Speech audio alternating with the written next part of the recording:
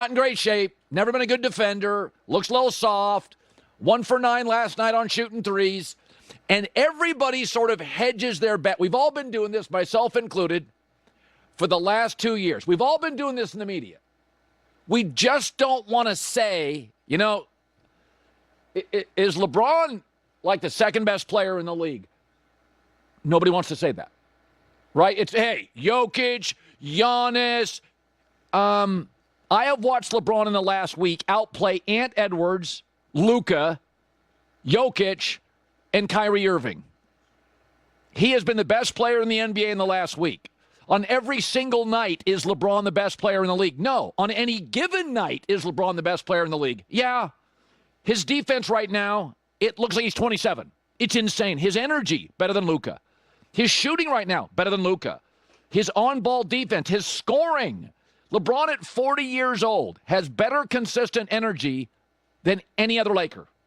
Now, Austin Reeves is close. Austin plays hard all the time. But LeBron's fourth quarter energy, it doesn't even make sense. His on-ball defense right now, this is the best defense he's played in 8 years. He's a better defender at 40 than Luka is at 26.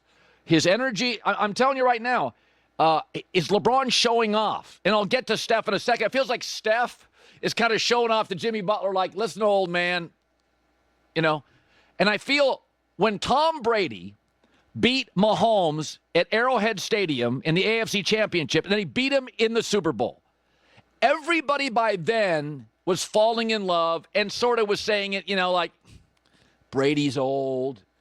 Brady, not a lot left in the tank for old Tommy. Mahomes is the new king. And Brady beat him twice, in Arrowhead in overtime and in the Super Bowl. Tom Brady reminding you, yeah, it goes through me.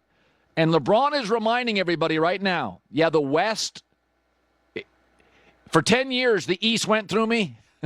10, 12 years, however long he was over there. Now the West is going to go through me. So at minimum, and I understand that Luka got hurt, hadn't played for a long time. He's playing himself back into shape. Like, I get it. And he'll be a better shooter. His jumper right now is short consistently. That's like cardio. That's legs. His jumper's short.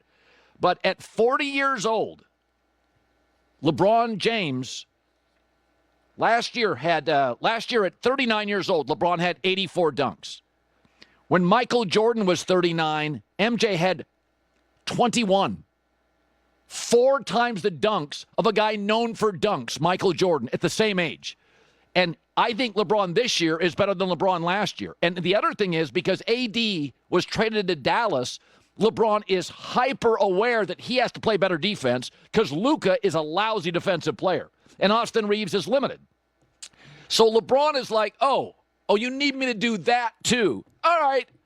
His defense is insane. So he's averaging 25, 8, and 9. That's not the part that's blowing me away. It's the energy and the defense. And,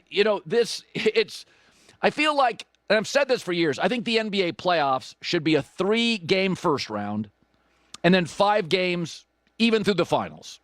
I think create urgency. I mean, March Madness, college basketball doesn't have much talent, and it gets tremendous ratings. Why? There's urgency.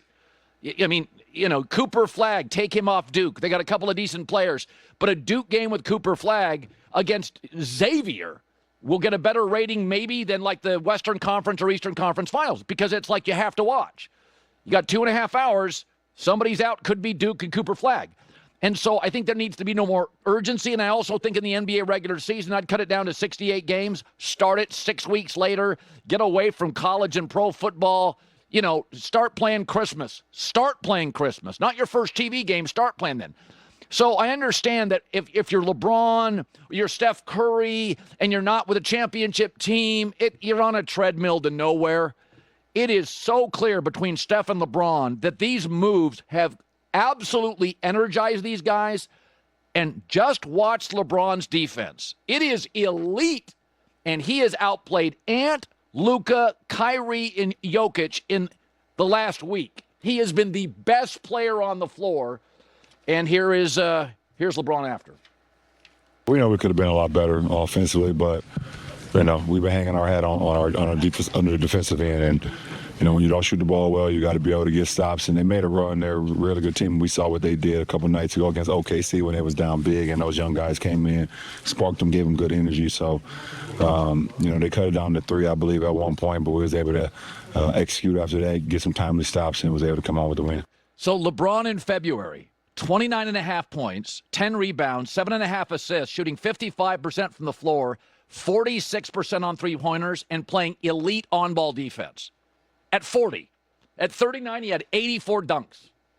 At 39, MJ had 21. Like, you're watching, this is unprecedented.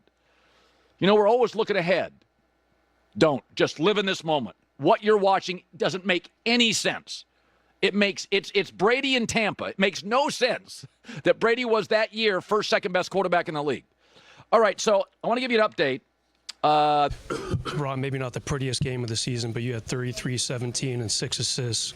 How'd you push through, kind of lead the team to a win on a night where some missed free throws and a lot of fouls, that type of thing? Yeah, we know we could have been a lot better offensively, but we've been hanging our hat on our under the defensive end, and when you don't shoot the ball well, you got to be able to get stops. And they made a run. They're a really good team. We saw what they did a couple nights ago against OKC when they was down big, and those young guys came in, sparked them, gave them good energy. So, they cut it down to 3, I believe, at one point, but we was able to execute after that, get some timely stops, and was able to come on with the win. How much of a factor for your team when Anthony was ejected from the game? Our game plan didn't change. Obviously, Ant-Man is an incredible player.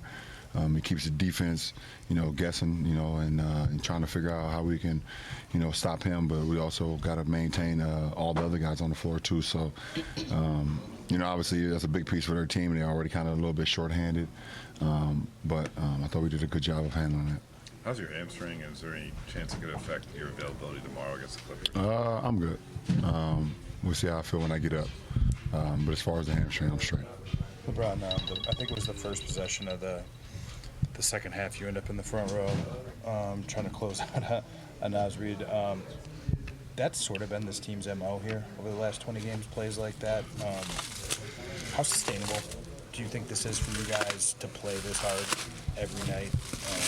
And is it just who you guys are at this point? No, it's who we are. Obviously you got to have bodies, and that's always most important. You have enough live bodies that be able to go out there every night. But it's sustainable, and in order for us to win, we have to play hard. There's nothing wrong with that. The 3 that Luka finally got to go, after I think it was 0 for 8 from 3 at that point. Is that kind of a reminder that, you guys are winning with him not playing up to his best to what could be possible when he gets locked in? He's locked in. It's just, Locked in a rhythm. Locked into a rhythm, and it's gonna happen. So we're not worried about that. So to be able to still maintain, our game, and him to still be able to make an impact. With him not shooting well right now, that's what makes him special. Rui's been a big part of what you guys have done. Did you get a chance to talk to him at all? I have not seen him. Nope.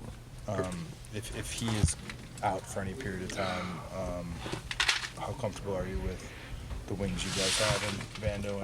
Yeah, we're comfortable. But obviously Rui is a big piece of our puzzle. So we hope he's not out too long. We don't know. I have no idea what the update is. I haven't seen him, and so we go. I don't want to speculate, and we have guys that's ready to go.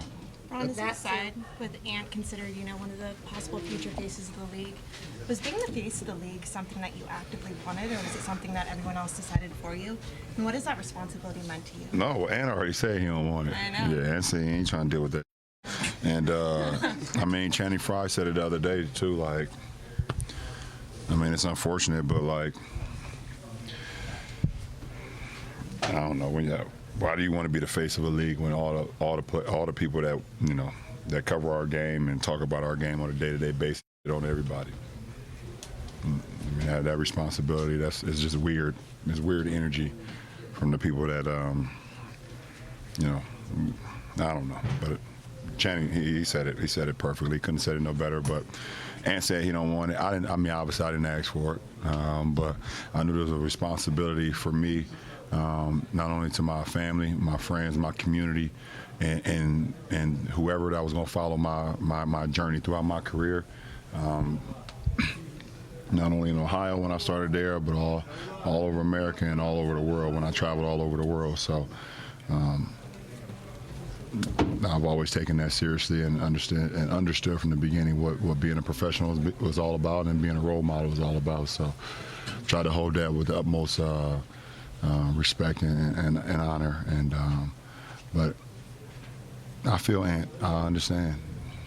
I completely understand. This is weird energy when it comes to that. So. Last question.